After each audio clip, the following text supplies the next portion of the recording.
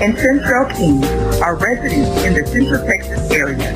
They have been married for 21 years and are the proud parents of 5 children and 2 grandchildren. They are both military veterans who served in the United States Army, in which Kenya retired after 21 years of service. Kenya is currently serving as the Suicide Prevention Program Manager on Fort Hood. The Kings are radio personalities on KRGN 98.5 FM with their show titled Marriage Mondays with the Kings. They are both alumni of the University of Mary Hardin Baylor, Go Crew, where they both obtained their Master of Arts degree in Marriage, Family, and Child Counseling. Their hearts are to see people live the best, blessed life that God intends for them to live. They are passionate about helping to build stronger marriages, which leads to stronger families and stronger communities throughout the world. Please welcome Minister Kenya and Evangelist ShanTrail.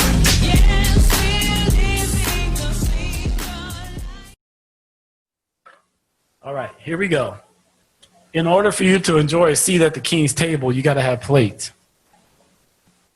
And so sometimes when we think about the plates that we have, they are designed for a specific purpose. We know they're designed to get eaten off of, but I guarantee you probably got more than one set at home, right? So this is one of the plates that we have at home that we use on a regular basis. This is what we eat off of just day to day. This is what the kids have. If I break this and ain't no issue, run down to Walmart, get another one, right? That's the problem with a lot of individuals. We treat ourselves like a plate and we let everybody eat off of it. We have to understand that there are some things that go on that when God wants to put us at the table, everybody ain't gonna be there to enjoy the plate from Walmart. That's just the Walmart plate. Then we got this plate. This is the plate that you kind of stave up in the cabinet. You only bring this out when you got other family that's coming over, or the pastor decided to drop by on Sunday. This may be a better plate. It looks better, but it serves the same purpose. We have to understand that when it comes to our plates and we're getting ready to eat at the King's table, we have to have the appropriate plate that's ready. And that plate has to be ready to accept that food, because if it's not ready for it, you're not going to be able to enjoy it. That's that other plate you get. You can probably get this at Target, but we went to Austin and picked these up, all right? Then comes this plate. This is what we call fine china. We have to understand that when it comes to eating with the King, we shouldn't be expecting the Walmart plates on the King's table. We have to understand that in our preparation for dating, sometimes you may run across a regular plate. Sometimes you may run across that plate that needs to be put up and just brought out every once in a while. Sometimes you realize you got that set that's only be made for a king. We have to understand that everybody can't eat off the fine china. It's not designed for that. Now, this is the thing I really want you guys to be ready to really get this one. I hope God drops this in your spirit like he dropped it in my spirit. When it comes to that fine china, once again, when it comes to that fine china, you have to know what it's made for. All these dishes can get washed in the dishwasher. They all get cleaned the exact same way. But they go back in the cabinet, and this one goes in the China buffet. Are you going to stay in that spot there, or are you going to go to the China buffet?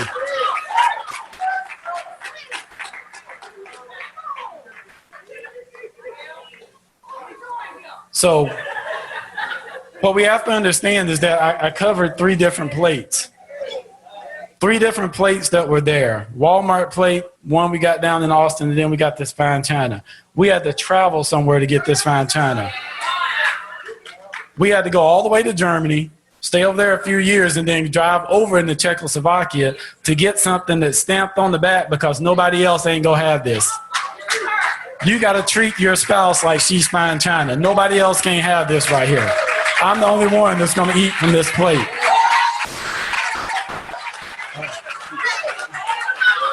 Now,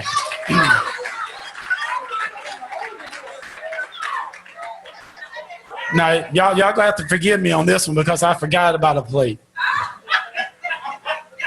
I totally forgot about a plate, but we know this plate very well. Paper plate. We know that a paper plate is designed for a specific purpose.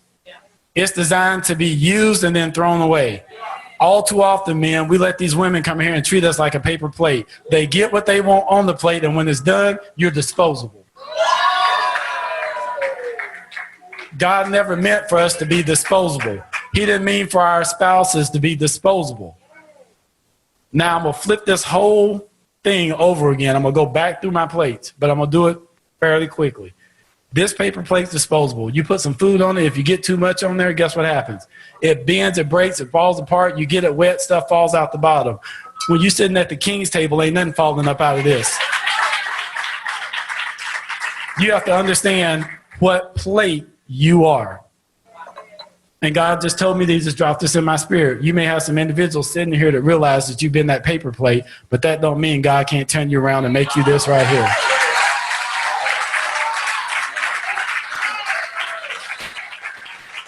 Because when it all boils down to it and we get ready to take a seat at the king's table, you have to understand that God is not worried about your paper plate feelings. He's not worried about what you think about just because you got pulled out the cabinet and got put back in. What he's worried about is, are you going to let me polish you up enough where you can have a seat at my table and be right beside me? And then I won't even get into the cups. We know what those drinking cups are like. But understand this. Men, when it comes to preparation for marriage, there's a lot that you have to think about.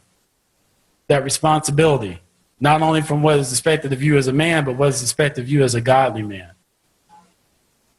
We have to understand that just because we see something, that means it may not be for us. The other thing that you have to really understand, men, and this is the one before I close that you really, really got to get down in your spirit. I saw this on Facebook. You're a husband. You're treating your wife in a certain manner. Turn back the clocks of times and ask if you would let your daughter marry you.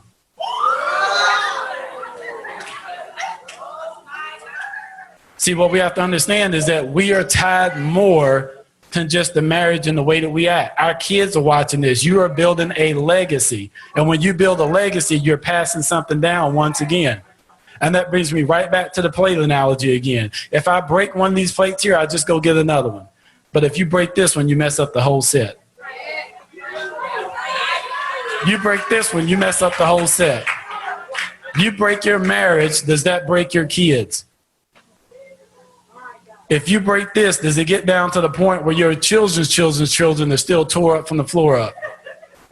Does it get down to the point where you can say, I don't want to be that mess over there. I just need to be polished up like this so I can sit at the king's table. Please let us stop being contradictory in our words and our actions. Know what you want. Say what you want. I want a man to lead. Now I'm in engagement. Speak it. We already know what the word said about life and death. It's in the power of the tongue. I want a man that can lead. And I know I'm a strong-headed woman. Somebody can put up with my strong-headedness. Let me talk about that for a minute. So I often use this term called SBW. Y'all can ask me offline what that means. We just gonna stick with the S and the W. And so being a strong woman, oh Lord, Mr. King put up with me. Thank you, Jesus. But being a strong woman who was hurt, who was not healed, who had all this past trauma from my past. You see what I'm saying? We'll chase away a good man. And then we don't realize he's a good man till we see him with another woman. Okay, we know the brothers do that, but I'm not talking to the brothers, I'm talking to the sisters.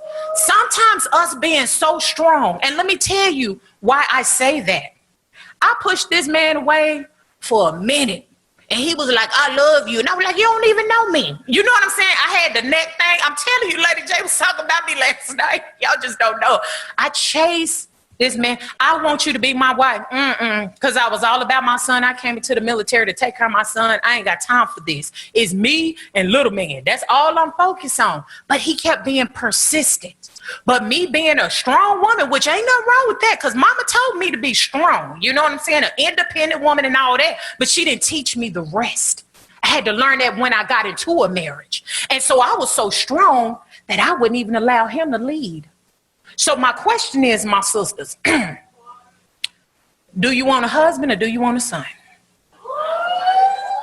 Come on, let's think on it. So that's my question. Do you want a husband or do you want a son? That's all I'm saying. Because see, this is what I learned about us. So this is what you need to think about in engagement. And this is what I learned about us. We sit up and we get mad because I want you to lead. I want you to be a man. We don't even know how to build them up. Well, First Corinthians chapter 13, the love chapter, went all the way out the window, okay? We dogging him. And then we turn around, and when he tries to step up, we emasculate him and knock him back down. So what is he supposed to do? Okay? So now I'm going to say it like this, and I ain't trying to be mean, but I told you I'm serving the coffee strong, and if you got any problem with it, take it to the chef, okay? I'm just the waiter, okay? So the thing is this, you knew what you married, or maybe you didn't know when you married him. And what we tend to do is we'll jump into a relationship because we like, oh, your last wife didn't do what she's supposed to do. Oh, I got you. Okay, I will be that woman. Okay, baby, you ain't even spent enough time with him to know what the woman was doing or if he's lying. Okay, so that's the thing that we have to think about. What are you getting into before you say I do? What is it that we are doing? So I'm going to go ahead, the last phase or whatever, before we go to the next phase. We have to be able to go to premarital counseling. Now, I'm going to be honest with y'all. Me and my husband didn't go to premarital counseling. We were both in the military. Them orders came down. Anybody that never served, you know how it could be. You don't know this before then? I ain't got no orders before. We didn't got married. We did not do it. And we were stationed in Germany. So that ain't an excuse. But we didn't go. Had we went, because let me tell you what premarital counseling uncovers. It uncovers the stuff that's beneath the surface. See, we don't want to know the stuff that's beneath the surface because we don't want to chase him off. I finally got a man. I don't want him to leave. No, baby, I'm going to need you. Because T.D. Jakes said it amazing in his series, Before I Do. I'm going to need you to look at his family. I'm going to need you to look at the relationship he got with his mama. Does the mama act like the wife minus the physical? Come on, because you got some mamas like that. They don't know how to back up. This is their son. But soon as their son start being happy, baby, guess what? You become the enemy, sis. You become the enemy. So these are the things you need to look at. If you tell your soon-to-be spouse, I want to go to premarital counseling, and he say, I don't want to go, because in our culture, we would talk. We don't do counseling because counseling's for crazy people, okay?